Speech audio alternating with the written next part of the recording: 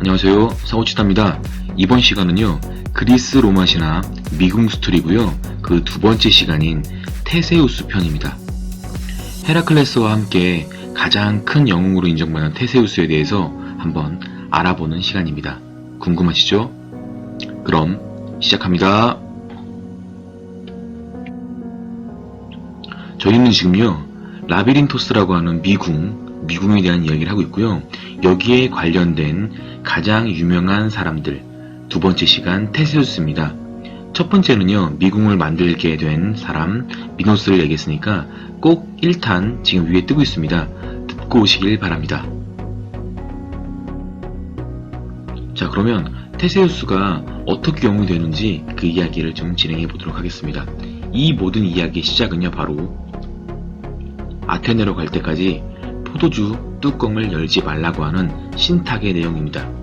이것은요, 아테네의 왕 아이게우스가 부인들 2명이 있었는데 그 부인들이 아들이 나오지 않는 거예요. 그러니까 왕위를 계승할 사람이 없고, 그러다 보니까 가장 유명한 예언자 신탁을 좀 받아야겠다 라고 하고 듣고 나온 내용이었습니다. 이게 무슨 뜻일까? 라고 궁금하던 찰나에 트로이젠에 정말 유명한 예언가가 있었고요. 그 예언가한테 이것을 물어봤습니다.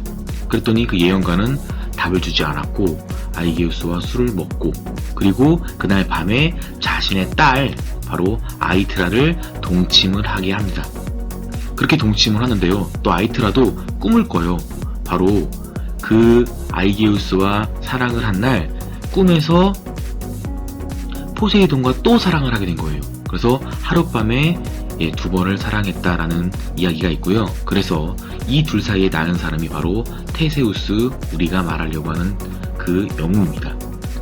아이게우스는요, 아이트라가 임신한 것을 알고서 혹시 아들이고 나중에 힘이 세진다면 나한테 찾아오라고 해라 라고 하면서 바위 밑에다가, 큰 바위겠죠, 큰 바위 밑에다가 칼과 신발을 숨겨놓고 이것을 들 수 있는 나이가 됐을 때 나한테 와라 라고 이야기를 하고 떠납니다.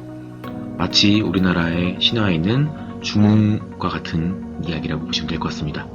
그래서 시간은 흘렀고요. 테세우스가 16세가 되던 해에 그 바위를 들고 그 안에는 칼과 신발을 가지고 아테네로 출발을 합니다. 자기가 힘이 너무 셌고요. 자기 자신도 헤라클레스처럼 영웅이 되길 바랐기 때문에 트로이젠에서 아테네까지 그냥 배 타고 가면 금방 갈 수 있는데 일부러 이렇게 해변을 따라서 적들을 물리치면서 아테네로 가게 됩니다. 그 이야기가 상당히 재밌는데요. 간단하게 좀 말씀을 드리도록 하겠습니다. 왜 아테네 사람들이 니는 헤라클레스가 있어? 우리는 당연히 테세우스지 라고 헤라클레스와 비견될 정도로 영웅이라 불렀냐고 한다면 정말 이야기가 너무 자극적이고 그냥 사이다입니다. 시원합니다. 아테네를 찾아가는 동안 있는 악당들을요, 그 악당이 했던 그대로 그 악당들을 죽입니다. 예를 들어서 곤봉으로 때려 죽인 자가 있었습니다. 페리페테스가 무조건 사람들을 곤봉으로 때려 죽이면요, 테세우스 똑같이 곤봉으로 페리페테스를 때려 죽입니다. 여기서 얻은 곤봉은요, 헤라클레스가 사자 가죽이 심볼이라면 테세우스는 여기서 얻은 곤봉이 심볼입니다. 두 번째는요, 구부린 소나무에 묶어서 온몸을 찢어 죽이는 시니스라는 사람이 있었는데 이 악당한테는 똑같이 묶어서 찢어 죽입니다. 그리고 벼랑에서 자기 발을 닿게 한 다음에 엎드려 있을 때 발로 차서 떨어지면 바다거북이 와서 먹는, 그렇게 사람을 죽이는 스키론인 사람이 있었는데 똑같이 밀어서 바다거북의 밥으로 만들어 죽입니다. 그리고 씨름을 시킨 다음에 지면 목숨을 빼앗는 케르키온 왕이 있었는데 이 왕도 똑같이 씨름을 시켜서 지게 만든 다음에 목숨을 빼앗아서 죽입니다. 그리고 그 유명한 잠자리에서요, 침대를 선택하게 한 다음에 키가 큰 사람은 작은 침대에, 키가 작은 사람은 큰 침대에 누인 다음에 너 침대보다 네 발이 더 크네 하면 발을 잘라 죽이고요.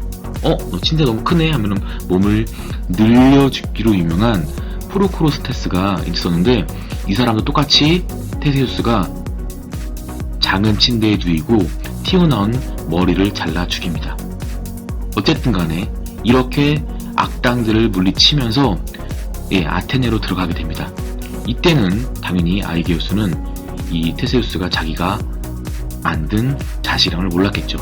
그때 부인이 메데이아가 있었는데 이 메데이아는 보자마자 아들일 수도 있겠다, 아들이겠다 라고 생각을 하고 죽일 마음을 먹습니다. 그래서 아이게우스한테 저렇게 이미 아테네 들어왔을 때 이걸 다 물리치고 왔기 때문에 이미 영웅으로 칭송받는 상황이기 때문에 저렇게 젊은 사람이 와서 영웅이 되면 당신의 왕위 계승에 왕권에 힘들어질 거다, 죽이자 라고 해서 아테네 온 날 연찬을 걸었는데 그때 독사를 해서 죽일 생각을 합니다. 그래서 죽이려고 하는 찰나에 테세우스는 그것을 알고 아까 가지고 왔던 칼로 고기를 썰며 아이게우스 봐라 라는 식으로 고기를 썰고 먹고 있었습니다.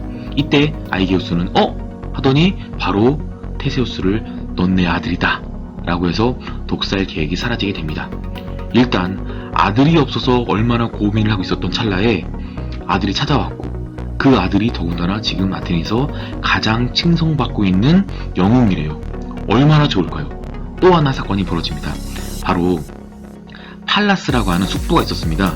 그러니까 아이게우스 형이겠죠. 근데 이 이야기도 보면 아이게우스랑 팔라스랑 배에 다른 형제였던 거예요. 그러니까 아버지가 있었는데 그 아버지의 왕위를 계승한 게 아이게우스인데 실제로 아이게우스는 친아들이 아니라 엄마가 재혼해서 이 왕과 재혼해서 얻은 아들이었습니다.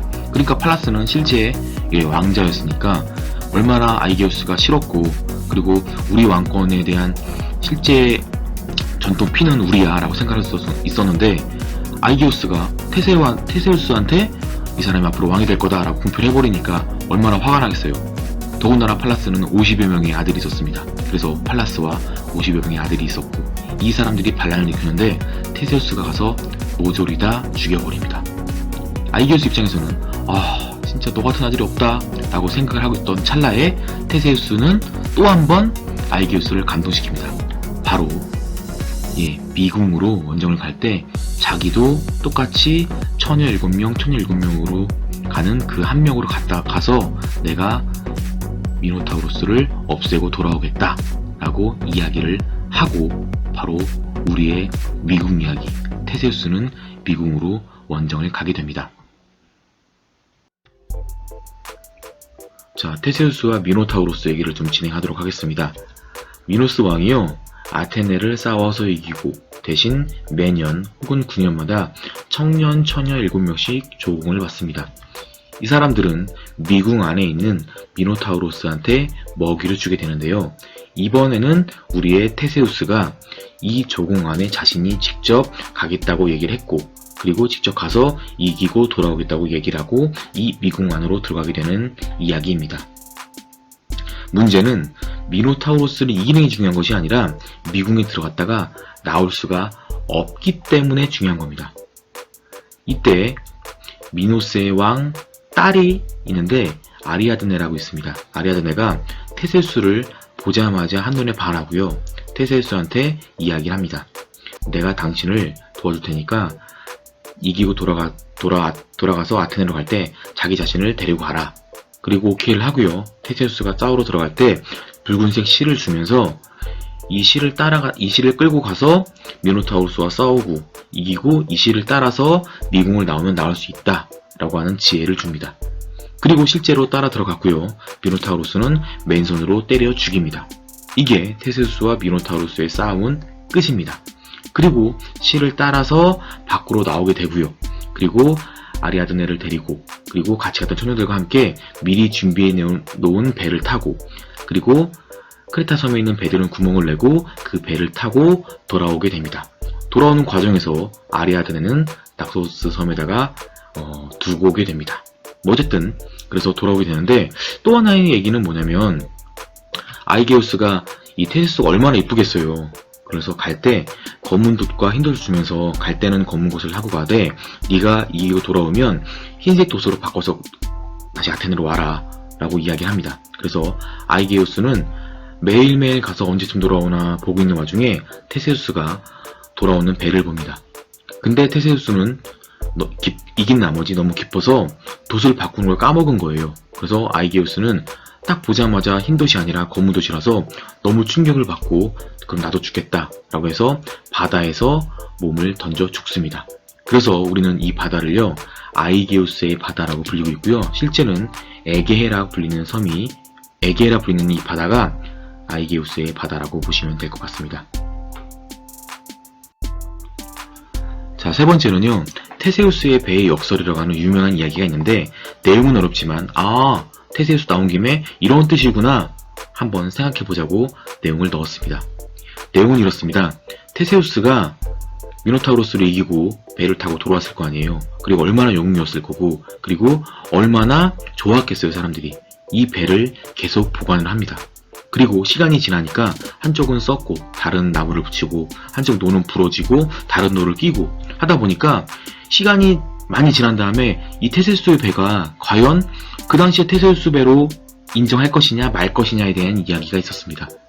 바로 플루타크의 영웅전 테세우스 편에서 처음 이야기가 됐고요. 그 다음에 사회계약론으로 유명한 토마스 홉스가 이것은 테세우스 배인가 아닌가, 옛 과거를 그대로 현재로 돌아오면서 바꿨던 것들, 변화된 것들을 과연 인정할 것인가 말 것인가에 대한 이야기를 하고 있을 때 우리는 이것을 테세우스 배의 역설이라고 부르고 있습니다. 어렵구나, 철학적이구나. 제가 질문 드리겠습니다. 2008년도에 방화로 숭례문이 불탔습니다. 그리고 복원사업을 통해서 지금 여러분이 갈 수 있는 숭례문이 다시 만들어졌습니다. 이것은 우리가 알고 있는 문화재의 숭례문인가요? 아니면 복원된 숭례문인가요?